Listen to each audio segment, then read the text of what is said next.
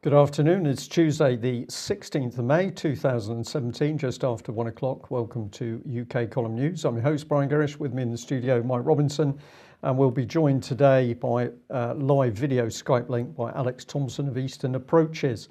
Well, the prize goes to Norfolk, where I believe it is sunny, so well done. Apologies for the slight delay there. We had an internet glitch right before the program, and it's hard to say whether that was North Korea or Russia that was responsible for that. I would have thought both, Mike. Both. Probably working in collaboration.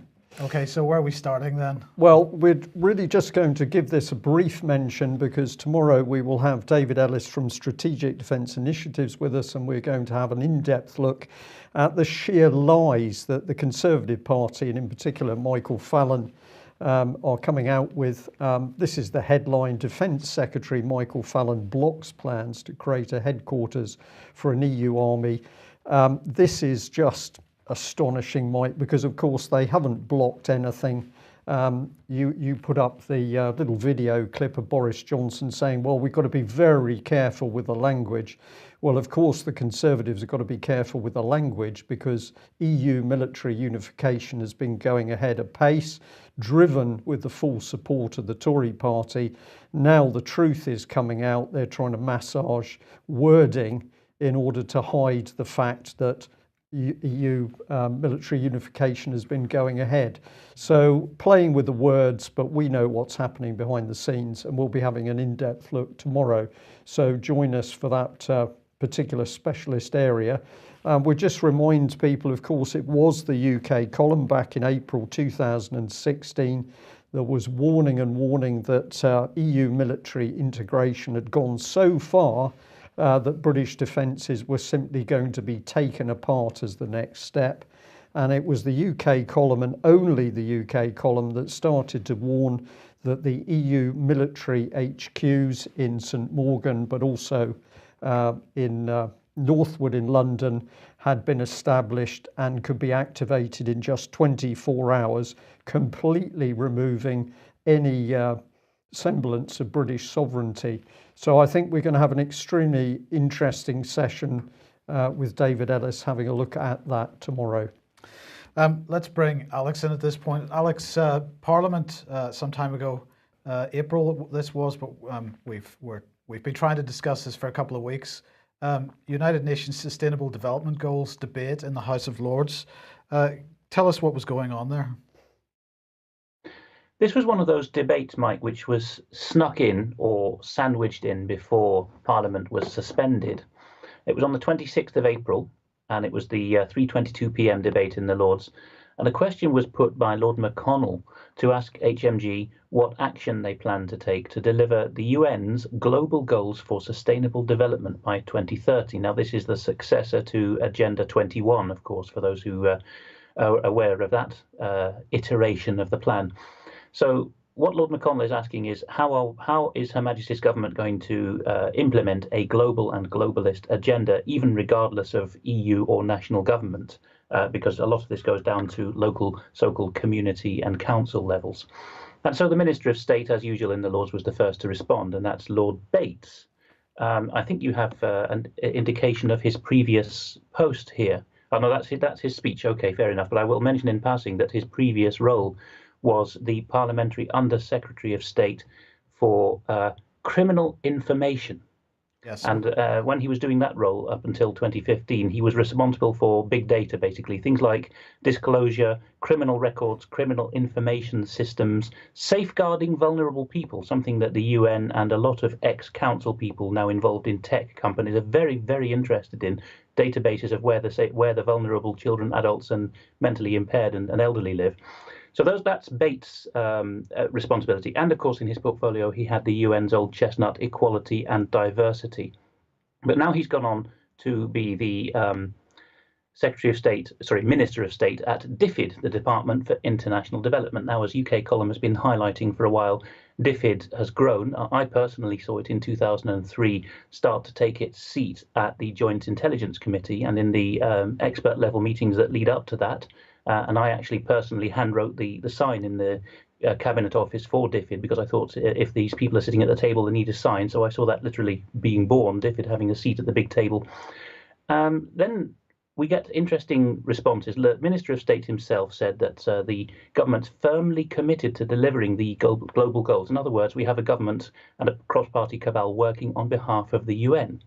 And there's a follow-up question by the Labour Lord who put it, which is obviously him having his putting his oar in, having his two penny worth.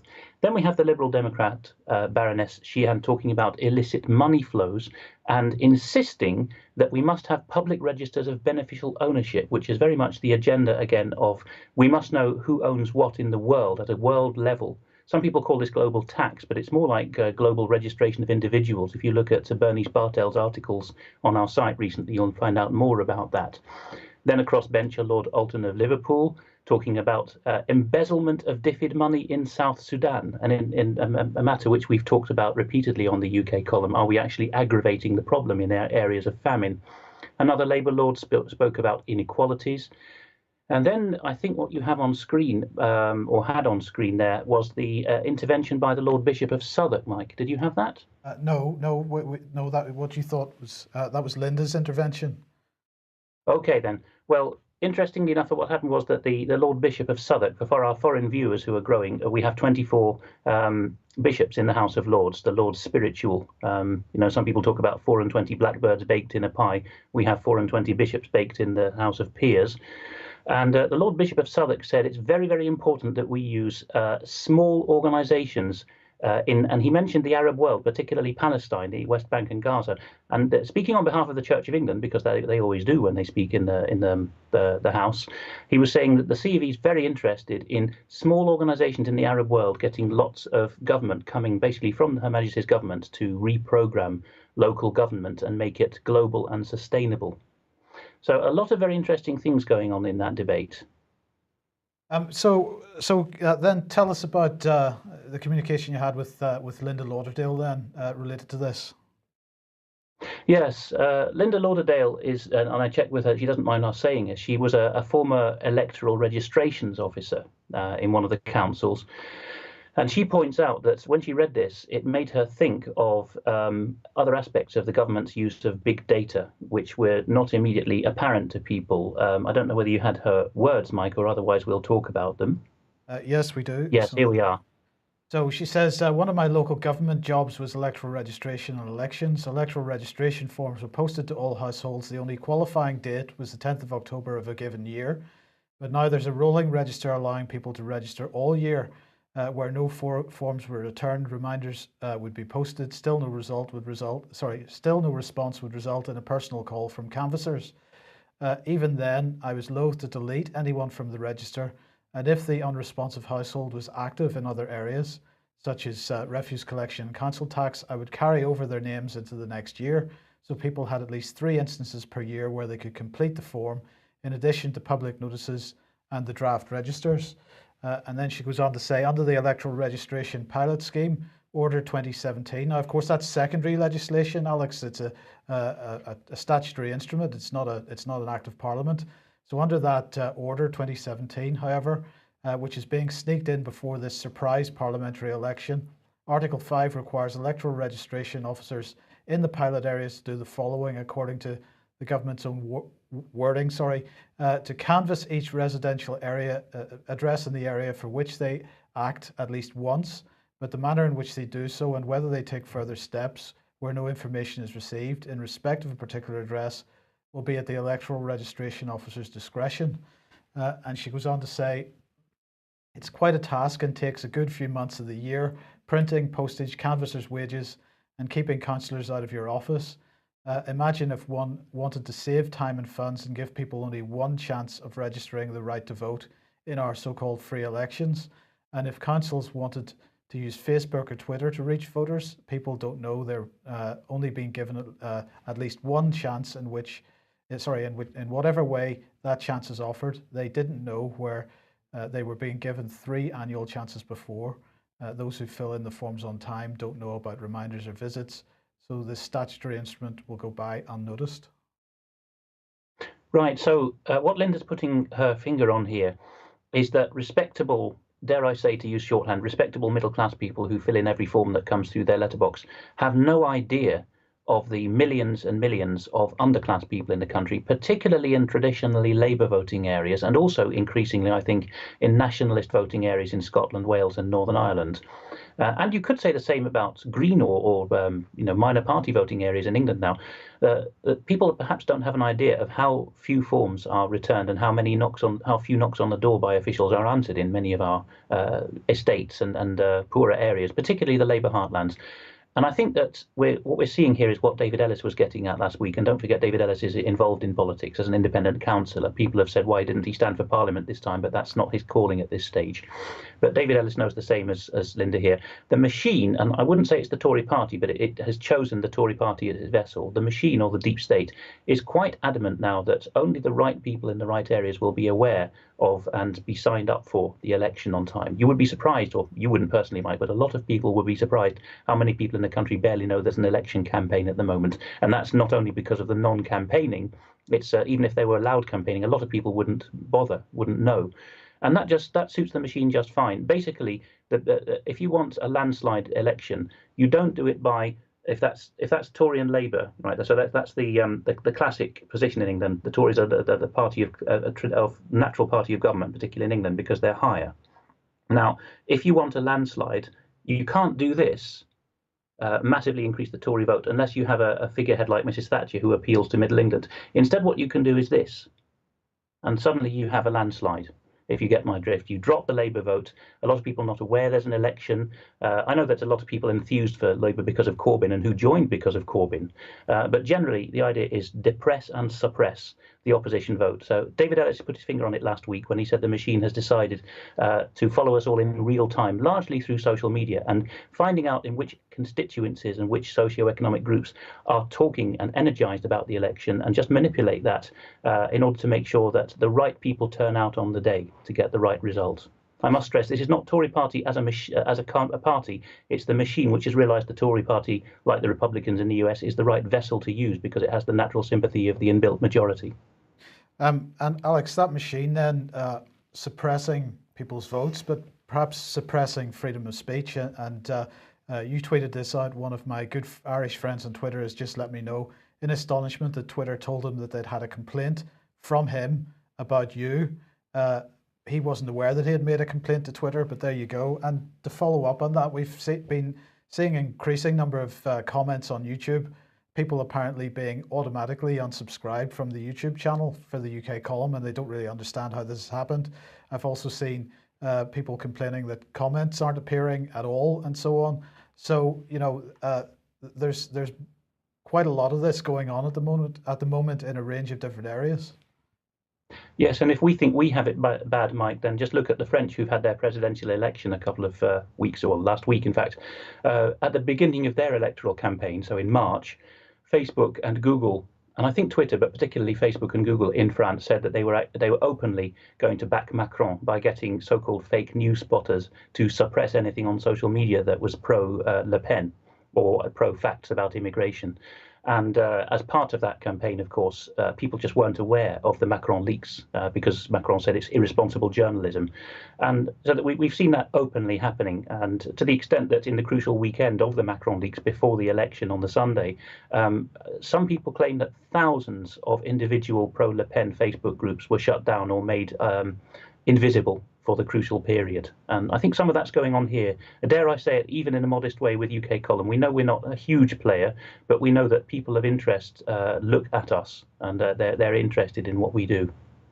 Well, it also explains then why certain people are able to run social media campaigns for the likes of Barack Obama and so on, and do so quite so successfully when there seems to be some kind of willingness by the social media companies to promote information from certain areas and to demote information from other areas. We're going to be coming back to this subject later on in the program, but let's move on to Donald Trump then.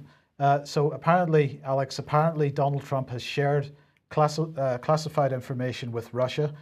This was I've put the Irish Times article up, but this was originally blown by the Washington Post. Apparently, it's an anonymous individual within the administration apparently has said this. citing current and former US officials. The Washington Post said Mr. Trump's shared details about an ISIS terror threat related to the use of laptop computers on aircraft with Russian Foreign Minister Sergei Lavrov. And this, of course, is people are going nuts over it. Apparently, these are anonymous officials, so they haven't been named. They're not coming out of the woodwork. They told the Post that the information was relayed during an Oval Office meeting and that it had been provided by a US partner through an intelligence sharing arrangement. And then another unnamed official went on to tell BuzzFeed that the extent of this leak by the president is far worse than has already been reported. And of course, then what has happened, we've got legal experts, shall we say. This is the Lawfare website, legal experts coming out saying this is a disgrace, that Trump is in breach of his oath of office. He should be impeached. So we've got impeachment. And well, what I was interested in getting your thoughts on, Alex, are what are the procedures with regard to so-called classified material and heads of state? Are they not entitled to use that for diplomatic purposes as they see fit? That's absolutely right, Mike. Every country has different vetting procedures. Vetting is clearance to see secret information.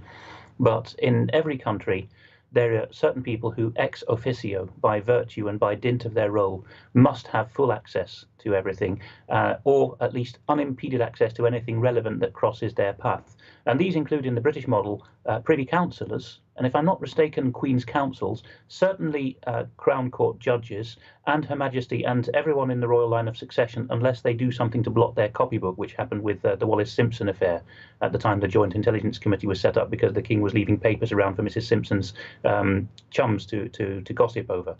And they actually left wine glass stains on the document, so we knew that happened. But short of that, there are certain people, including certainly a president in any system, including the US, France, and Russia, who have to know everything. Not that everything is briefed to them, but if they say, I want to know about that, they have a prima facie need to know, and to share with other heads of state, because at the top, diplomacy and intelligence fuse. That's the power of being the head of state or a head of government, is that you're in both of those roles. You're a diplomat and an intelligence digester.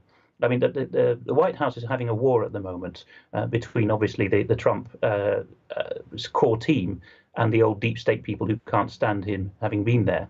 And a part of this is that there's White House staffers who set up silly accounts, like the anti-Trump team within the White House. They tweet and Facebook ridiculous anti-Russian stuff in that capacity.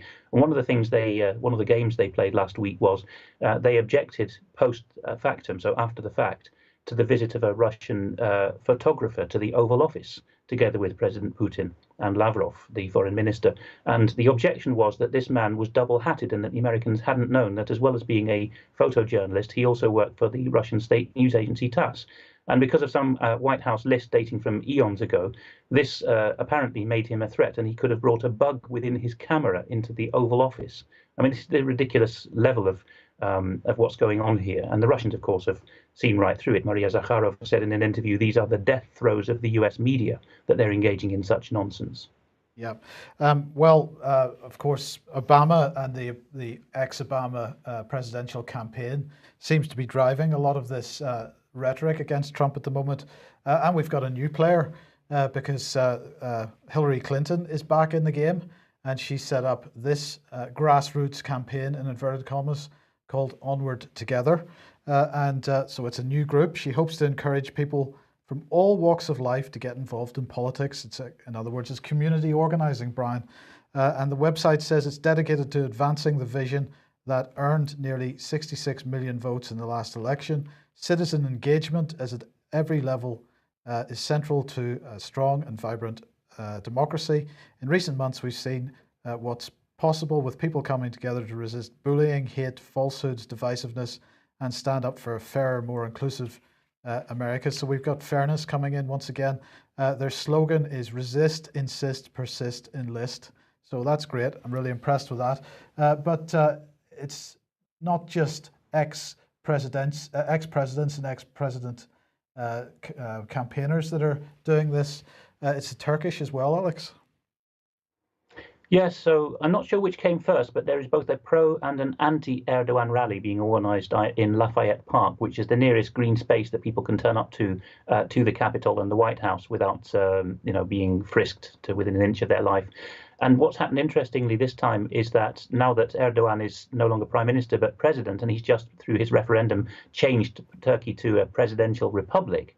So he is the power man now in the presidential position.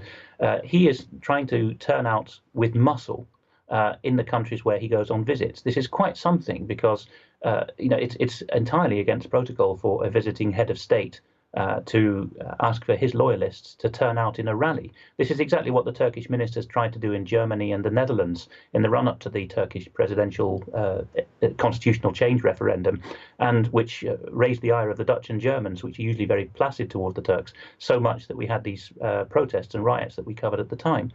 And this is going a step further now with Turkish students, not just those, I think, on Turkish bursaries, but anyone who's on the list as at the Turkish embassy in Washington as a Turkish student in America, being told, turn up to Washington, and Diyanet, basically the diaspora ministry for Turks abroad, which funds the mosques and so on, told them, well, if you're coming from out of town, we will bus you in and put you up for the night so that you can stand there cheering for Erdogan.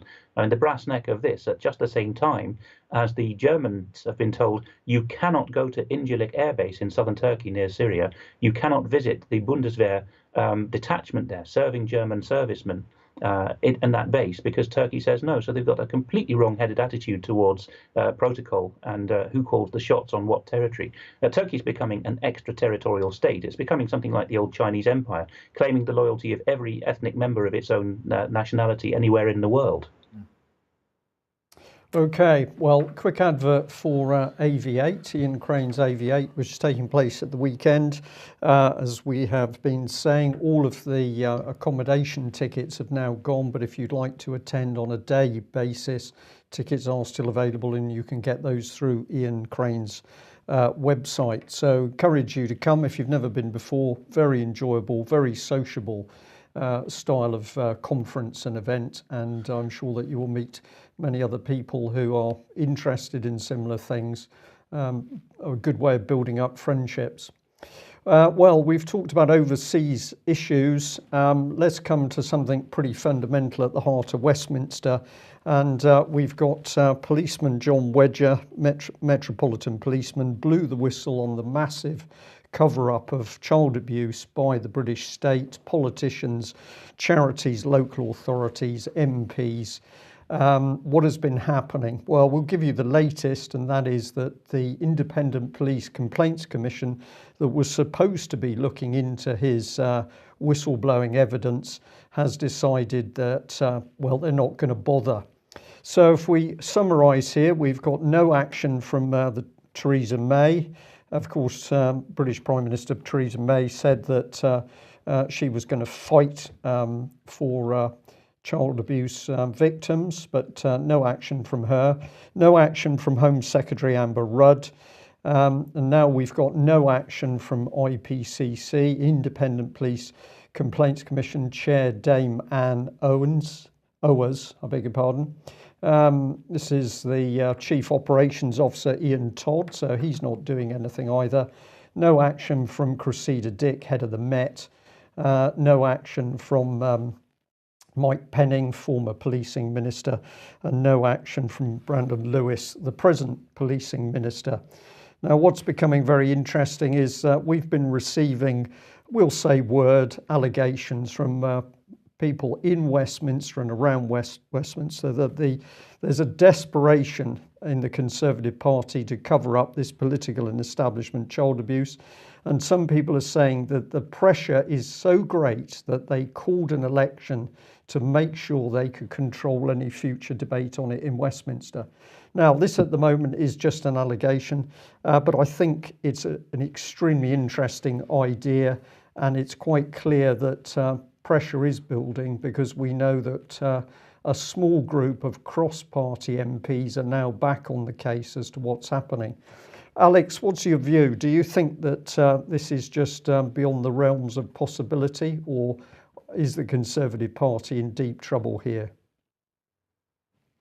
The Conservative Party definitely is in deep trouble, because its last lot of loyal voters are basically Middle England baby boomers, and I understand that they cannot stomach voting for a far left leadership of Labour, nor of the Lib Dems, because they regard that as an anti-British globalist party. I can understand these knee jerks very well, and there's not much else to vote for, to be frank. But I think we have to go with advocating Peter Hitchens' line. Well, he thinks the country's finished and lost now. I'm not quite as pessimistic as him. I couldn't bear to be. But his last political stance before he gave up political advice was that you should vote anyone but Tory. You must do anything you can to unseat the Tories, not because of an inherent left-wing bias, far from that with Peter Hitchens or indeed myself, but simply because if they have a supermajority, as even Carswell, the ex-MP for UKIP, is saying, having rejoined the Tories, which we must have a mega majority for May. If that happens, as you say, Brian, there will be complete shutdown of everything in Westminster, a flow of statutory instruments, domination of the peers as well. There will be no chance of getting this out through parliamentary channels, and that will drive the people, as their rage boils over about the pederocracy, onto the streets, which is the last thing we want, because then we'll have civil contingencies. So we can't have that. We must have good men and women in Parliament. We can't have them with the current control mechanism of any of the main parties. So it's vote anyone but Tory, I'm afraid. Hold your nose and vote Labour or Lib Dem or SNP or whatever. Just anything but to get rid of the Tories. Thank you for that, and I would completely support that. I think the Tories at the moment, unbelievably dangerous, lies to the public on every subject. Let's just finish this little sequence. IPCC, I happened to notice this morning. They don't like talking to me on this particular subject, but apparently you can tweet your inquiry to them. So I'd like to encourage people who feel motivated in this incredible action. We know that IPCC, in investigating, spoke to a few people, and of course the people they spoke to said, well, no, of course we didn't do anything wrong. And IPCC apparently said, oh, well, thank you very much. And then they closed down the case. So no investigation equals no crime. I tweeted out this morning, IPCC has now closed down the case with no investigation and no interview of key witnesses. So others who feel they might like to get in contact with IPCC, this is an easy way of doing it. Have a look at the people and the backgrounds who are involved in this organisation. An amazing career progression here, from working on ambulances as a paramedic to the highest levels of government. It's quite astonishing. Perhaps he's an exceptional man. Here's the head lady, Dame Anne Owers. And what you discover, of course, is that she's fully accountable to the Home Secretary. So there's no independence in this organisation. And I'll just end on this, that apparently Amber Rudd has apparently been getting a bit of stick in her constituency because naughty people have been putting up graffiti saying evict Amber Rudd. But not to worry, because the police are investigating this. They can't investigate the child abuse in Westminster, but they can investigate graffiti. This is not amusing news. This is the state of UK at the moment, with a Conservative government desperate to cover up the paedophile networks around Westminster, and obviously involved in the Conservative Party. Okay, let's talk artificial intelligence, so-called. So this is Chatham House's latest report. It's a research paper, Advancing Human Security Through Artificial Intelligence. They say that AI is one potential way to enable real-time, cost-effective and efficient responses to a variety of human security-related issues. So they say AI planning applications can quickly, reasonably and reliably enable users to carry out complex and multi-stage actions in disaster relief operations. The need for this capability is illustrated by the UN's average estimated response time for new peacekeeping missions. They say it's important to use normative principles to interrogate the purpose and effects of AI applications as they relate to empowerment and human security. AI is likely to disempower people as it is to empower them, so it's necessary to use ethical principles to guide the creation and deployment of AI systems. And they say that human security is not for the elite few, and so the capabilities of AI must be within everyone's grasp. Alex, what do you think of the chances that as we move along this AI agenda, that it is going to empower people and that it's going to be within everyone's grasp?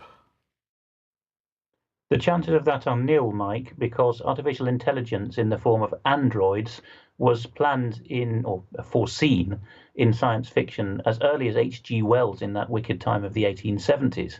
And certainly by the time of Isaac Asimov, the best sci-fi writer who turns out to have been, again, in the globalists' pay or in their circuit, he is foreseeing androids basically as serving the elite, and ultimately some genetic and moral questions arising, such as, where does humanity begin and end?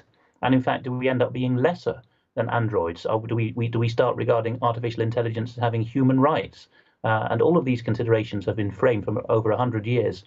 Along the lines of artificial intelligence being there to do the government's bidding, not to lighten the burden for the average man and woman, no. Well, let's look a little bit more then at this issue, because this is DeepMind.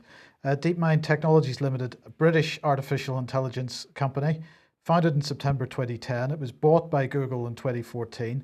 It has created various types of neural network, a neural network that learns to play video games just like humans, a neural network that might be able to access that can access external memory, like similar to the way that humans access their short-term memory. But in 2016, in July 2016, it announced a collaboration between itself, DeepMind, and the Moorfields Eye Hospital. And of course, it was to apply artificial intelligence to the analysis of anonymized eye scans, apparently, searching for early signs of diseases leading to blindness. So this all sounds very good. But then there were two other projects announced, the Royal Free Hospital and Imperial College NHS trusts, and they were to develop new clinical mobile applications linked to electronic patient records. And this partnership has finally reached some level of controversy. So there's the second NHS partnership mentioned. And today, Quartz has this article, and I suggest people go and read it. The headline is, "A leaked letter is battering DeepMind's argument that it stayed within health data privacy laws." And so basically, they have obtained, according to this article, 1.6 million patient records from the National Health Service using a mechanism that was without an appropriate legal basis. And that's according to a leaked letter from Fiona Caldicott, who's the National Data Guardian, to Stephen Powis, the medical director at London's Royal Free Hospital. Caldicott says that the way that the records were transferred from the hospital to DeepMind didn't comply with the idea of implied consent. And the letter says that in order for implied consent to hold, the data must be shared for the purposes of direct care. For instance, if a nurse shares information about a patient with another nurse when she's ending a shift, and the test is whether a patient had a reasonable expectation that the information would be shared. So here is the letter. It is available, I think, through Sky News. You can read the letter in full. But the key point here is who's right at the center of that? Well, it's Google. So then we come on to this. WikiLeaks has now published documents showing how Google was helping Al-Qaeda in Syria. And this here is one of the documents that they are talking about, and we can zoom in on this. And it's from Google's head of ideas, Jared Cohen, and it's to the Deputy Secretary of State in the United States. And as you can see, it says, "Please keep close hold, but my team is planning to launch a tool on Sunday." This was in 2012, by the way, that will publicly track and map the defections in Syria and which parts of the government they're coming from. Our logic behind this is that while many people are tracking the atrocities, nobody is visually representing and mapping the defections, which we believe are important in encouraging more to defect and giving confidence to the opposition. Given how hard it is to get information into Syria right now, we're partnering with Al Jazeera, who will take primary ownership over the tool that we've built, track the data, verify it, and broadcast it back into Syria. We've attached a few visuals that show what the tool will look like. Please keep this very close and let me know if there's anything else you think we need to account for or think about before we launch. We believe that this can have an important impact. So what we have here is Google not only treating the data protection like it doesn't exist, Alex, but we now have Google apparently actually getting involved in state operations taking a stand on who should be in government in a particular country and working directly with mainstream media in order to influence who is in control of or who is the governing a particular country. This is a pretty dangerous precedent in my mind. Don't know what you think about it. Mike, it's a precedent for Google government, and we've got this now, so we've got hard proof of Google using big data and again partnering with broadcasters, to make a mini soap opera out of it. Look at Ahmed; he's defected from Assad, and so on. And this is the model they've got here. We've got it documented in Syria. We have got the Google France saying that they will be assisting, or what successfully they did, assisting the centrist campaign of Macron through information control. And again, as David Ellis was saying last week, and look at the big data people involved. It's not just Google; it's the whole West Coast tech setup, which goes back to the MITRE Corporation and the Anglo-American code breaking effort in the Second World War. These guys are basically, they've been infiltrated and taken over by globalists. It was an association or an effort by many good people during the war and the post-war years. It's been taken over now. And it's not hard then to wrap your head around the fact that Google, especially with its tax breaks with Cameron, is doing exactly the same in Britain. Google is not the source of this. It's the platform. It's the means. The deep state is the source of it. A small group of elitists, and they have decided that the Tories are going to run Britain, and that Assad is going to be removed from Syria, and they're going to manipulate perceptions of reality, to use a David Icke phrase, one as I support, even if I don't agree with him on everything. They're going to manipulate perceptions on the ground to fit that. So I do hope the baby boomers and patriots who are otherwise thinking I can only vote Tory can wake up to this and see that precisely because millions of them are predicted to do that, the data can be crunched in the background to bring about aims which are entirely contrary to those voters' wishes. Clamping down on the pederasty and stopping Brexit and promoting EU military unification and infiltrating globalist agendas. So it's done these days through technology. And Google is a very important means of that, one that we can't avoid in our lives. Very few people do without Google products in any form in the West now, and increasingly in the Middle East and Africa too. So it's not that we can't live, not that we can live without this technology. We have to have it now, but we have to use our minds and keep them switched on about this. Alex, thank you very much for that. In that particular synopsis you've given, I'd also just mention our old friends BBC Media Action, because the charity embedded in Syria was boasting that it was helping to destabilise the Syrian government, and of course we see very close links between the BBC and Google. So this is very widespread manipulation of the political field, as Mike suggested. You've touched on artificial intelligence as well. What is the position of the human being? Well, we think that there's a very dark attack going on against human beings at the moment. Yesterday we mentioned so-called gender neutrality, and we picked up on this. This is Highgate School that had decided that they were being too binary in the way they're looking at boys and girls. So they were proposing that really anything went, and if boys wanted to be called girls' names or wear skirts, then that was quite normal. Well, you touched also on the NHS. What's the NHS been up to? Exactly the same thing, because here's NHS Choices heavily promoting NHS gender identity clinics. And what's interesting in this article is if you dig in a little deeper, up comes our old friend, the Tavistock Institute. So we've got Tavistock and Portman NHS Foundation Trust. They're running gender identity clinics. But the overall message coming out very strongly here is, well, it's not really the case that there are men and women. There's a multitude of different versions, some of them undiscovered as yet. I think this is a massive attack on conventional heterosexual relationships and stable families to bring up children. So this is very dangerous. And I will also say, I think that many people, particularly in the gay community, are being drawn in and used as a political weapon. On it goes. We've got the Metro, and now we've got a police force. I think this is Suffolk or Norfolk. Northamptonshire, okay, thank you for that. So police force ditches traditional hats, but here's the words gender neutral baseball caps.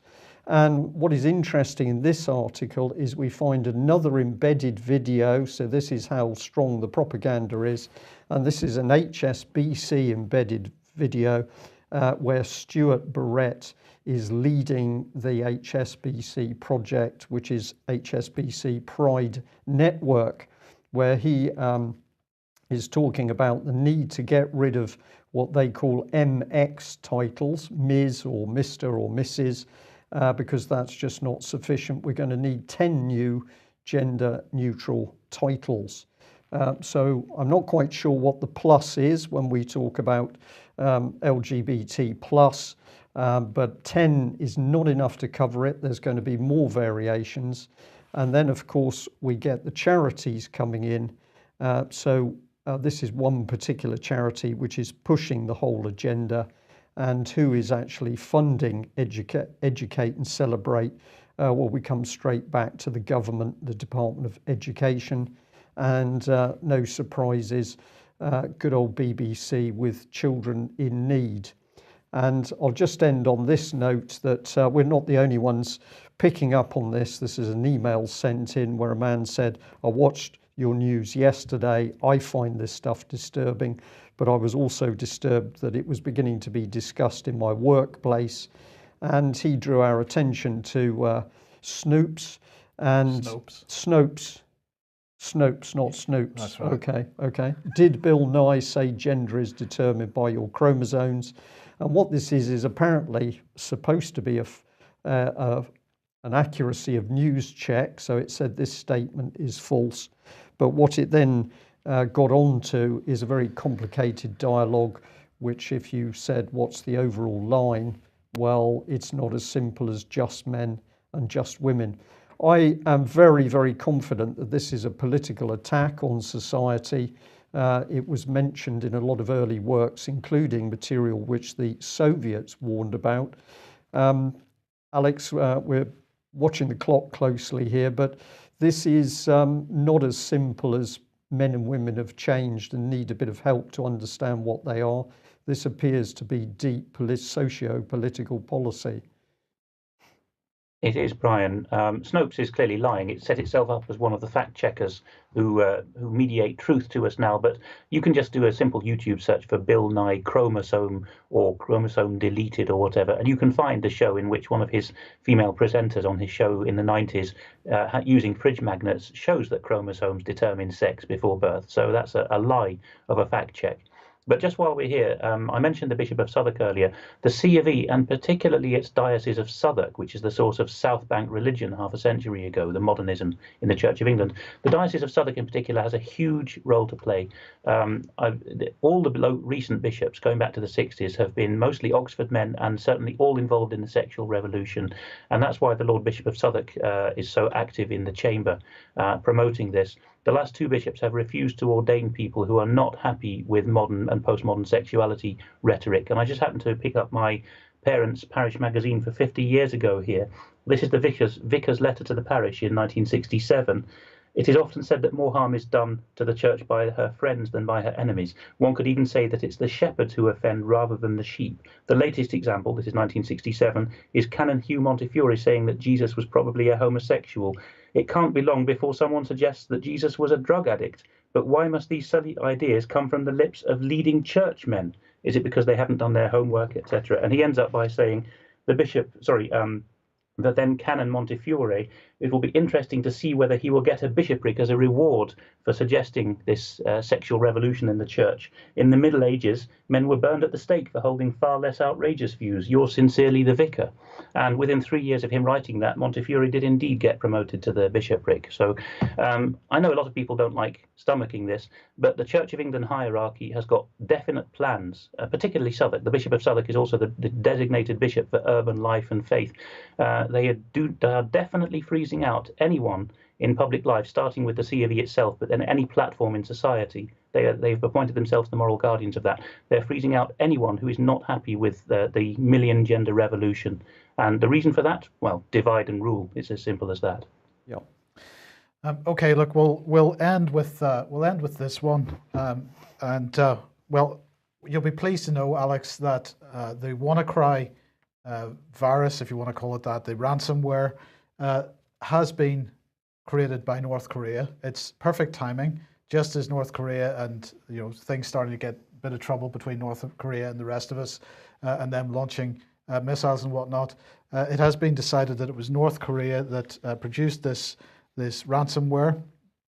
And who made this decision? Well, it was Neil Mehta, a security researcher at Google, as you do. So he found evidence that suggests that WannaCry ransomware, which has affected 300,000 machines across 150 countries, is linked to state-sponsored hacking group in North Korea, according to this article.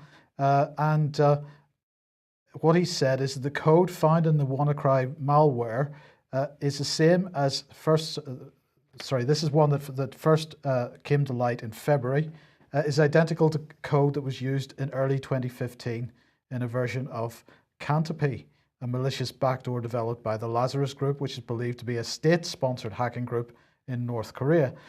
This has then been backed up by various others, and so this is great. So North Korea is behind it. Well, let's see what else is going on.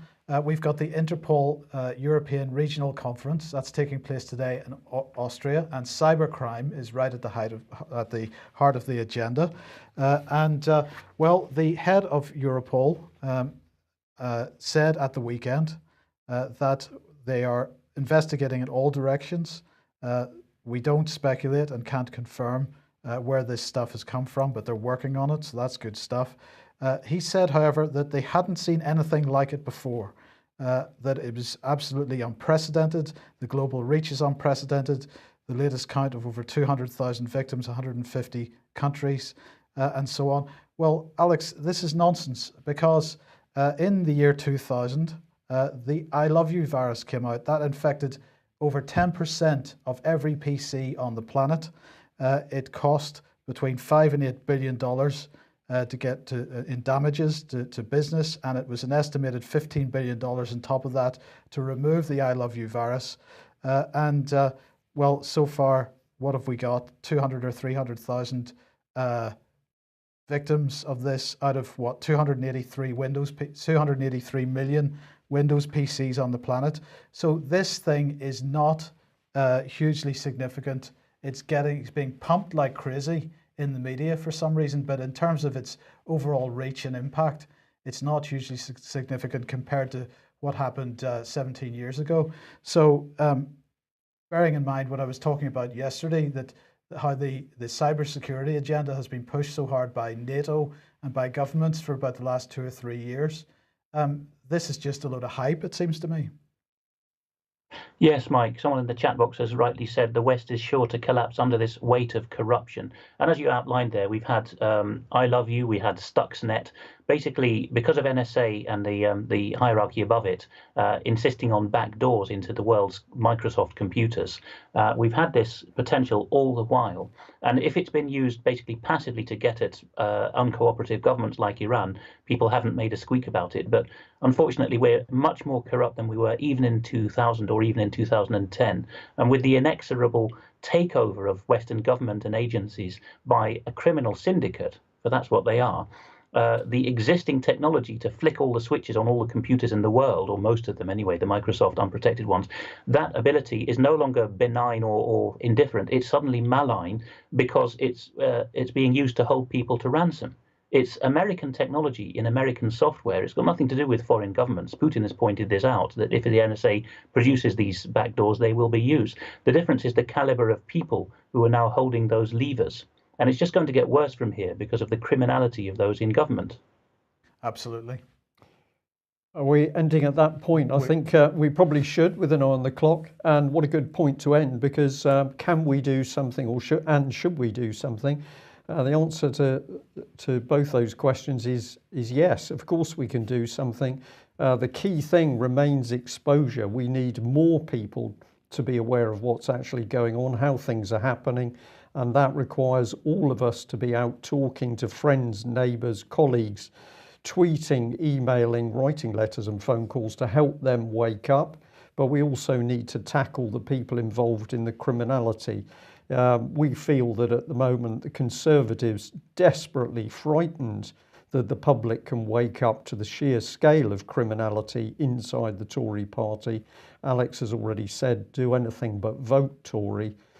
We should be taking the battle right to the politicians during these elections. So don't sit there getting depressed.